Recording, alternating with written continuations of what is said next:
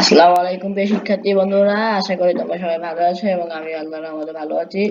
আজকে তোমাদেরকে দেখাবো বার্ষিক সামষ্টিক মূল্যায়ন 2024 এর ডিজিটাল প্রযুক্তি। আহ, এখন তোমরা জানো যে নতুন কারিকুলাম এসে পড়েছে এবং এই নতুন কারিকুলামে আমরা যেভাবে আমাদের পরীক্ষা হতে পারে তার একটি নির্দেশনা আজকে আমি তোমাদেরকে দেবো। সর্বপ্রথম এখানে বলেছে প্রশ্নপত্র প্রণয়ন সংক্রান্ত বিষয়ভিত্তিক নির্দেশনামূলক সমূহ এনসিটিবি কর্তৃক নির্ধারিত পাঠ্যক্রম সিলেবাসের মধ্য থেকে বার্ষিক পরীক্ষার প্রশ্নপত্র প্রণয়ন করতে হবে। মানে এনসিটিবি কর্তৃক নির্ধারিত পাঠ্যক্রম, মানে এনসিটিবি থেকে যে পাঠ্যক্রমটা দেওয়া হয়েছে সিলেবাসের মধ্যে, এক কথায় সিলেবাসের মধ্যে থেকে বার্ষিক পরীক্ষা প্রশ্নপত্র করতে হবে টিচারদের। ঘ বিভাগে প্রেক্ষাপট অথবা দৃশ্যপট নির্ভর রচনামূলক প্রশ্ন নমুনা হিসেবে প্রদত্ত প্রশ্ন হুবহু বার্ষিক পরীক্ষায় ব্যবহার করা যাবে না। যেমন এখানে নিচে কিছু প্রশ্ন দিয়েছে, এই যেমন এই প্রশ্নগুলা ব্যবহার করা যাবে না, বার্ষিক পরীক্ষার ক্ষেত্রে ব্যবহার করা যাবে না। এগুলো আমরা নমুনা প্রশ্ন দিয়েছে। এবং তৃতীয়ত হচ্ছে প্রতিটি প্রশ্ন বিশেষ করে গ বিভাগ ও ঘ বিভাগ প্রণয়নের ক্ষেত্রে প্রশ্নের নাম্বার বিবেচনা করতে হবে, নিজে নিশ্চিত হতে হবে এবং প্রশ্নের নম্বর ও বিভাজন অনুসারে শিক্ষার্থীরা প্রশ্নের উত্তর দেওয়ার সুযোগ আছে কিনা তা দেখতে হবে। 4 নম্বরে হচ্ছে কোনো প্রশ্ন উপস্থাপনা প্রশ্ন অথবা দৃশ্যপট এমন হবে না যার মাধ্যমে সমাজে নেতিবাচক প্রতিক্রিয়া সৃষ্টি হতে পারে। মানে এমন কোনো প্রশ্ন করা যাবে না যাতে আমাদের সমাজের মধ্যে নেতিবাচক কোনো আহ ঘটনা সৃষ্টি হয়। এইরকম কোনো প্রশ্ন করা যাবে না।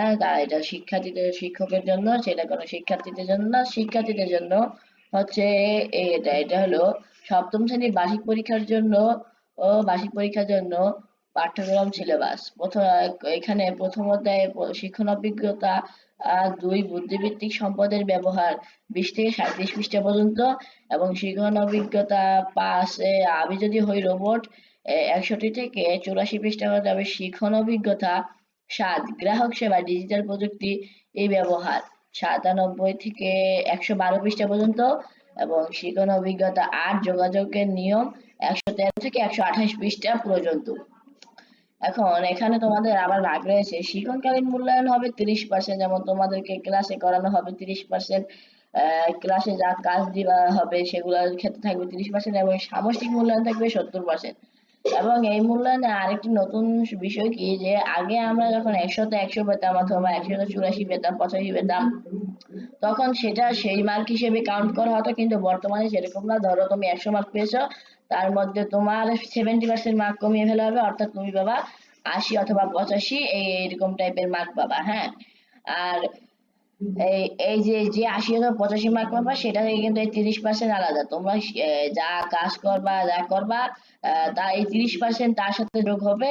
ধরো 30% তো সবাই একসাথে পাবে না, যারা পায় আর কি, যারা পায় তাদের সাথে 30% যোগ হবে, আর যারা পায় 30-এর মধ্যে 25, 15, 10, 5 এরকম পায়, যা মার্ক পায় তা যোগ হবে এক কথায়। এবং শিক্ষণকালীন মূল্যায়ন প্রশ্নের ধারা মানবন্টন। এখন কাজের ধরন, টাইপস অফ অ্যাক্টিভিটি, অ্যাসাইনমেন্ট ব্যবহারিক কাজ, তোমাদের আবার অ্যাসাইনমেন্ট এবং ব্যবহারিক কাজ থাকবে। নমুনা প্রশ্ন, শিক্ষণ অভিজ্ঞতা 7 সেশন 8 এবং 7 ডিজিটাল মাধ্যম ব্যবহার করে ই কমার্সে সেবা প্রাপ্তি ও বিবেচ্য বিষয়গুলো উল্লেখ করতে হবে। অনুসন্ধানমূলক থাকবে, আবার থাকবে পাঠ্যপুস্তকের সন্নিবেশিত একক কাজ, দল কাজ, ছক পূরণ, বক্স পূরণ ইত্যাদি থাকবে।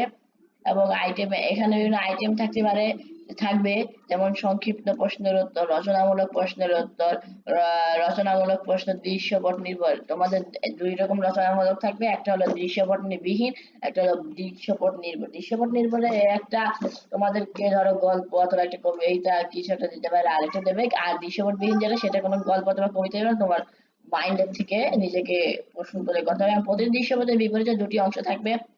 প্রতিটি দৃশ্যপটের বিপরীতে, মানে অপোজিটে 2টা অংশ থাকবে। প্রত্যেকটা আবার তোমাদের এমসিকিউ থাকবে, যেমন এমসিকিউ প্রশ্নপত্রে মোট সংখ্যা থাকবে 15টি, বহু নির্বাচনী প্রশ্ন এক কথায় উত্তর মিলিয়ে 15টি এবং 10টি, এবং এখানে উত্তর দিতে হবে 15টি 10টি, মানে একটা বাদ দিয়ে যাবে, 15টির মধ্যে 15টি এবং 10টির মধ্যে 10টি দিতে হবে। আর তার মার্ক প্রতিটি মার্ক 1 করে এবং মোট পাবা 15, যেমন 15।